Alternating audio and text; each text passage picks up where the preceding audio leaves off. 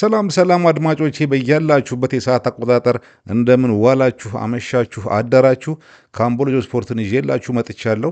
ዛሬ በአውሮፓ ቻምፒየንስ ሊግ አምስተኛ ምድብ የምድብ ጨዋታዎች ተካሂደዋል። ከነዚህ ጨዋታዎች መካከል አርሰናል በሜዳው ባየር ሙኒክን 3-1 ያሸነፈበትን ጨዋታ አጠር አድርጌ የምመለከት ሲሆን ከዛ በተጨማሪ ግን ሌሎች ጨዋታዎችም ተካሂደው ነበረ። ከነዚህ ጨዋታዎች መካከል እንግዲህ ኦሎምፒያኮስ በሜዳው በሪያል ማድሪድ 4-3 ተሸንፈዋል።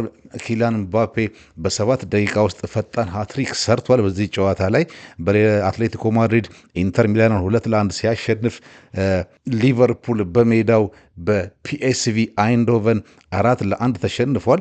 ሊቨርፑል እንግዲህ ዘንድሮ ከድጡ ወደ ማጡ እየሄደ ነው። ሊቨርፑልና አርሰናል አምና ለእንግሊዝ ፕሪሚየር ሊግ ዋንጫ ሲፎካከሩ የነበሩት እነዚህ ሁለት ቡድኖች በተቃራኒ መንገድ እየሄዱ ነው። አርሰናል ወደ ላይ የሄደ ሲሆን ሊቨርፑል ደግሞ ወደኋላ እየገሰገሰ ነው። ሊቨርፑል እንግዲህ ቨርጂል ቫንዳይክ ኳሷን በእጅ በመንካቱ በጣም በሚያስገርም ሁኔታ ነበር ኳሷን በእጁ የነካት። ተገፍቻለሁ ነው የሚለው። በሱ የተነሳ በተሰጠበት የፍጹም ቅጣት ምት 1-0 ጨዋታው እንደተጀመረ ሲመራ ቢቆይም ወዲያውኑ ዶሚኒክ ሶቦዝ ላይ ጎል አስቆጥሮ 1-1 አድርጎባቸው ነበር። ከዛ በኋላ ግን ሰከንድ ሃፍ ላይ ፒኤስቪ አይንድሆቨኖች ሙሉ ብልጫ ወስደው ሊቨርፑል ላይ 3 ጎል ጨምረው 4-1 አሸንፈውታል። ሊቨርፑል እንግዲህ ከምድብ ማጣሪያው ራሱ ያለ ማለፍ ጥርጣሬ ሊኖርበት ይችላል። ምክንያቱም ቀጣይ ሁለት ጨዋታዎቹ አስቸጋሪ ናቸው። ከሜዳው ውጪ ከኢንተር ሚላንና ከኦሎምፒክ ማርሴይ ጋር የሚያደርጋቸው ከባባድ ጨዋታዎች ናቸው። ምናልባት ሊቨርፑል ተጨማሪ ጨዋታ ሊያስፈልገው ይችላል። ኦሎምፒክ ማርሴይ ዘንድሮ ጠንከር ያለ ቡድን መሆኑ ይታወሳል። ኢንተር ሚላን ደግሞ ኢንተር ሚላን ነው። ስለዚህ ሊቨርፑል ቀጥታ ላያልፍ ይችላል ማለት ነው። ለማንኛውም የሊቨርፑል ድራማና ቁልቁለት እንዳልኳችሁ ከአርሰናል በተቃራኒው መንገድ ቀጥሏል። አምና እነዚህ ሁለት ቡድኖች ለዋንጫ የሚፎካከሩ የውድድር ዘመኑ ሊጀመር ሲል ደግሞ በዝውውር ገበያው ላይ ንቁ ተሳታፊ የነበሩና ሁለቱም ጠቀም ያለ በርካታ ገንዘብ አወጥተው ተጫዋቾች ማስፈረማቸው ይታወቃል። ነገር ግን ጉዞአቸው አልተገናኘም፣ ላይና ታች ሆኗል። ሊቨርፑል እንግዲህ በሜዳው 4-1 ተሸንፏል። ሊቨርፑል በዚህ ጨዋታ ላይ ብዙ ልል የምለው ነገር የለኝም። ሊቨርፑልን በተመለከተ አጠቃላይ የሆነ ሌላ ዘገባ ካልሰራው በስተቀር ግን ሊቨርፑል በተለይ ቅድሚያ ጎል ሲቆጠርበት ከባድ ችግር ውስጥ እንደሚገባ አይተናል። እንግዲህ በአንፊልድ በቀደም 3-0 ተሸነፈ በኖቲንግሃም ፎረስት። ዛሬ ደግሞ 4 ገባበት። በሁለት ጨዋታ 7 ጎል ተቆጠረበት ማለት ነው። አሰልጣኙ ከጨዋታው በኋላ በ1-0 ከተመራም በኋላ ተጫዋቾቼ ወደ ጨዋታው ለመመለስ ያሳዩት እንቅስቃሴና ተነሳሽነት ጥሩ ነበረ። ግን ሰከንድ ሃፍ ላይ በጣም የተለየ ጨዋታ የተጫወት ነው። እንደዚህ ይሆናል ብሎ ማንም አልጠበቀም። ማንም እንደዚሁን እንሸነፋለን ብሎ እየገመተ የለም። ሁሉ ነገር አሁን በዙሪያችን ያለው ነገር ጠቅላላ ኔጌቲቭ ነው፣ ይሄ መስተካከል አለበት ብለዋል አሰልጣኝ አርነ ስሎት። እንግዲህ አንዳንዶቹ እንደሚሉት የመባረር አደጋ አለባቸው ነው የሚባለው። ግን አርነ ስሎት ሊቨርፑል እንደዚህ አሰልጣኝን በፍጥነት የሚያባረር ክለብ አይደለም። ለማንኛውም ሊቨርፑልን በሌላ ዘገባ ይዤላችሁ እመጣለሁ። ሌሎች ጨዋታዎች በተካሄዱ ጨዋታዎች ፒኤስጂ ቶተንሃምን 5-3 አሸንፏል። በዚህ ጨዋታ ላይ ቪቲንሃ በ45 53ኛው ደቂቃና 76 ላይ 3 ጎሎችን ሲያስቆጠር ሩይዝ በ59ኛው ደቂቃ ላይ ፓቾ ደግሞ 65ኛው ደቂቃ ላይ ባስቆጠሯቸው ጎሎች ፒኤስጂ 5 ጎሎችን ማስቆጠር ችሏል ማለት ነው። ለቶተናም ሪቻርልሰን 35ኛው ደቂቃ ያስቆጠራት ጎል ቶተናም መሪ እንዲሆን አድርገው ነበር። ተጨማሪዎቹን ሁለቱ ጎሎች ኮሎሞኒ 50ና 72 ላይ ያስቆጥሯል። 8 ጎል የታየበት ጨዋታ ነበር። ይሄ ጨዋታ እንግዲህ ቆንጆ ጨዋታ ይመስላል። ሃይላይቱን ነው ያየሁት፣ ሙሉ ጨዋታ አላየሁትም። ለማንኛውም እነዚህ ነበሩ ዋናዎቹ የተካሄዱት የነበሩ ጨዋታዎች። እንደዚህ እጥር ምጥን ያለ ትኩስ የስፖርት ወሬዎችን ለመስማት ካምቦሎጆ ስፖርትን ሰብስክራይብ፣ ቪዲዮዎቼን ደግሞ ላይክ እና ሼር ማድረግ አትርሱ እያልኩኝ ወደ አርሰናልና ባየር ሙኒኩ ጨዋታ ሳመራ አርሰናል ከሜዳው ላይ ባየር ሙኒክን 3-1 አሸንፈዋል። ጁሊያን ቲምበር 22ኛው ደቂቃ ላይ፣ ማዱዌኬ 69ኛው ደቂቃ ላይ እና ማርቲኔሊ 77ኛው ደቂቃ ላይ ለአርሰናል 3 ጎሎች አስቆጥረዋል። ለባየር ሙኒክ ደግሞ የ17 ዓመት ወጣት ካርል 32ኛው ደቂቃ ላይ አቻም ታደርጋቸውን ጎል ነበር ያስቆጠረው። እቺ ኳስ በጣም አሪፍ ኳስ ነበረች። ኪሚች እና ጋናብሪ ከሜዳቸው በሁለት ኳስ ተቀባብለው የወጣች ኳስ ነች። ይሄ ካርል የተባለ ተጫዋች በድንቅ ሁኔታ ያስቆጠራት። አርሰናል ላይ እንግዲህ ዘንድሮ ብዙ ጎል አይገባም፣ ከገባባቸውም ድንቅ ጎል ነው የሚቆጠርባቸው ማለት ነው። ባየር ሙኒክ ግን ከሜዳቸው በ3 ቅብብል ብቻ ጎል ያገቡበት የጨዋታ ሂደት በጣም የሚያምርና በጣም ውጤታማ ነበር። ወደ ጨዋታው ስመለስ የመጀመሪያው 45 ደቂቃ በሁለቱም ቡድኖች በኩል የተመጣጠነ ጨዋታ ነው ማለት ይቻላል። የጎል ማግባቱን ቅድሚያ የወሰደው አርሰናል ነው። ዩሊያን ቲምበር ቡካዮ ሳካ ኮርና ያሻማትን ኳስ በቴስታ ቀስቶ ቆንጆ ጎል አስቆጥሯል። ለዚህ ጎል ለመቆጠር የባየርኑ ግብ ጠባቂ ኢማኑኤል ኖዌር ስተት ሰርቷል። ቦታ አጣበቁ ትክክል አልነበረም። ወደዛ ወደዚህ ሲወዛወዝ ነው ጁሊያን ቲምበር ያስቆጠራት። ግን ጁሊያን ቲምበር እንግዲህ ከነበሩት እዛ ጋር ካሉት ተጫዋቾች ጠቅላላ በቁመት አጠር ያሉ ተጫዋች ነው። ግን በጥሩ ሁኔታ ዘሎ ነው ድንቅ ጎል ያስቆጠረው። በዚህ ዓመት ብቻ አይደለም አምናም ጭምር እንግዲህ አርሰናል የኮርና ምቶች ኳሶችን መጠቀም እንዴት እንደሚችል አሳይቶናል።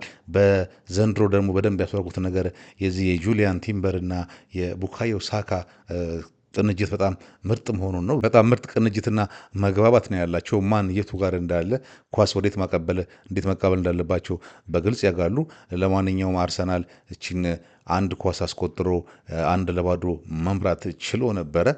ከዛ በኋላ ጨዋታው እንዳልኳችሁ ባላንስ ሆኖ ነበር የቀጠለው። ግን 32ኛው ደቂቃ ላይ ባየር ሙኒክ ድንቅ ጎል ነው ያስቆጠረው። ይሄ 32ኛው ደቂቃ ላይ የ17 ዓመቱ ካርል ያልኳችሁ ልጅ ጎሏ ቅድም እንደነገርኳችሁ ነው። በ3 ቅብብል ብቻ የተገኘች ጎል ነበረች።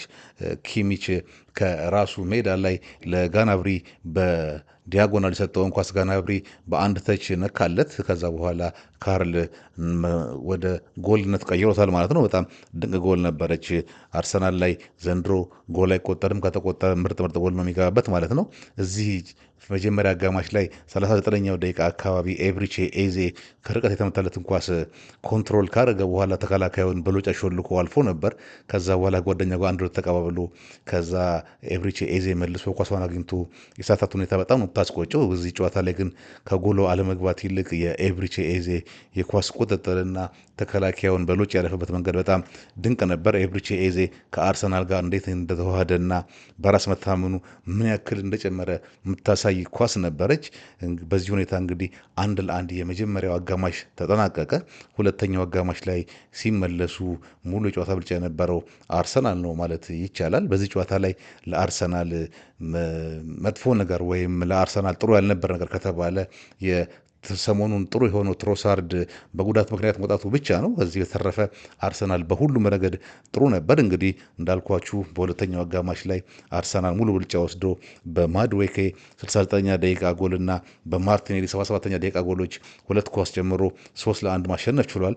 የማድዌኬ ጎል ለሚካኤል አርቴታ የማድዌኬም ሆነች የማርቲኔሊ ጎል ለሚካኤል አርቴታ አድናቆትን የሚያስገኙ ናቸው። ምክንያቱም ለማድዌኬ ኳስ ያቀበለው ተቀይሮ የገባው ካላፊዮሪ ነው። ካላፊዮሪ ተቀይሮ ከገባ በኋላ እንግዲህ የመጀመሪያ ተች ሆነች ለማድዌኬ ሲያቀብላት ማድዌኬ ድንቅ ጎል አስቆጥሯል። ማርቲኔሊም 77ኛው ደቂቃ ላይ እንደዚሁ ተቀይሮ ገብቶ 3ኛውን ጎል አስቆጥሯል። እዚህ ጋር የማኑኤል ኖዌር ስህተት ይታይበታል። ኳሱ በረጅሙ የተመታውን ኳስ ተከላካዩን ካለፈው በኋላ ማርቲኔሊ ይዞ የሚመጣ መስሎት ከጎል ሩቆ ወጥቶ ነበር፣ ግን ታይሚንጉ ልክ አልነበረም። ስለዚህ ማርቲኔሊ በቀላሉ አልፎት በጉልበቱ ነው ኳሷን ነካ አድርጎት አልፎ ያስቆጠረው። ለማንኛውም በአጠቃላይ ማኑኤል ኖዌር ዛሬ ጥሩ አልነበረም።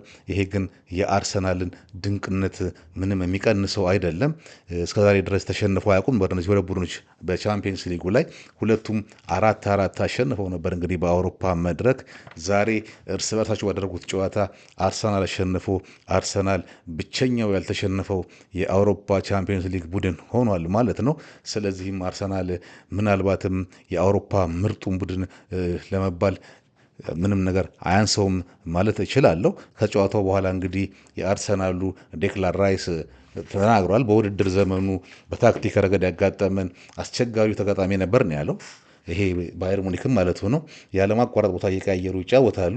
ነገር ግን ሁለተኛው አጋማሽ ላይ አጫዋታቸው በደንብ ተረድተን የአውሮፓ ምርጡን ቡድን አሸንፈናል ነው ያለው ዴክላን ራይስ። የባየር ሙኒኩ ሰርጅ ከናብሪ ደግሞ በምርጥ ተጋጣሚ ነው የተሸነፍነው፣ ሽንፈታችንም መቀበል አለብን ብሏል። የተሸነፍነው እስካሁን ምንም ባልተሸነፈ ቡድን ነው። የዚህም ምክንያት ምን እንደሆነ ዛሬ አሳይተውናል ብሏል። ያለመሸነፋቸው ምክንያት ምን እንደሆነ ማለት ነው። ሚካኤል አርቴታ ደግሞ ከጨዋታው በኋላ በውድድር ዘመኑ አንድም ጨዋታ ተሸንፎ ከማያውቅ ቡድን ጋር እንደ መጫወታችን መጠን ብቃታችንን አንድ ደረጃ ከፍ ማድረግ ነበረብን፣ ይሄንንም አድርገነዋል። ተጫዋቾች ዛሬ በግልም በጣም ጥሩ ነበሩ። በራስ መተማመናችንን የሚጨምር እድል ነው ብሏል። አርሰናል እንግዲህ ግስጋሴውን ቀጥሏል። የሚያቆመውም ያለ አይመስልም። ዛሬ እንግዲህ የተካሄዱት የቻምፒየንስ ሊግ ጨዋታዎች እነዚህ ነበሩ። አምስተኛ ዙር ጨዋታዎች። በመጪው ቅዳሜና እሁድ ደግሞ የእንግሊዝ ፕሪሚየር ሊግ ጨዋታዎች ቀጥለው የሳምንቱ የሚጠበቅ ጨዋታ ቼልሲ በሜዳው አርሰናል የሚያስተናግድበትና ሌሎች ተጠባቂ ጨዋታዎች ይከናወናሉ። እነሱን ጨዋታዎች አይተን እንደዚህ አጠር ያለ ዘገባ ይዤላችሁ መጥቼ እስክንገናኝ ድረስ ሰላማችሁ ይብዛልኝ እያልኩ ሰናበታችኋለሁ። ፕሮግራሜን ላይክ፣ ሼር እና ሰብስክራይብ ማድረጋችሁን አትርሱ። ቻው